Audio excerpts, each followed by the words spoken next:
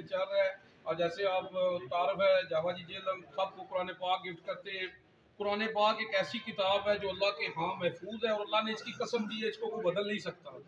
अगर हम इस पर अमल करें तो हमारी ज़िंदगी बदल सकती है। मैं क्या बयान करूँ रसूलुल्लाह सल्लल्लाहु अलैहि वसल्लम की शान में, अल्लाह ने सब कुछ नाज़िल कर दिया है कुरान में। अम्मा आयशा से किसी ने पूछा आप सल्लल्लाहु अलैहि वसल्लम की सीरत क्या है, तो अम्मा आयशा फरमाती है कुरान कुरान कुरान।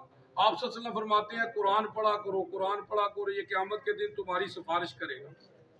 तो आप सल्लल्लाहु अलैहि वसल्लम फरमाते हैं कि बेहतरीन इंसान वो है जो दूसरों को फ़ायदा पहुंचाता है। माशाल्लाह ये तंजीम तो ज़बरदस्त तंजीम है और हम इसको वेलकम करते हैं जनाब, और हम इनके साथ हैं।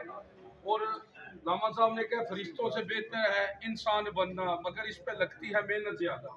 तो बिस्मिल्लाह जी चेयरमैन साहब, ये आप कुरान पाक हमने गिफ्ट करना है। बिस्मिल्लाह जी। तो ये हज़रत साहब बिस्मिल्लाह जनाब जी, बिस्मिल्लाह जनाब। जो खान साहब जनाब जी सामने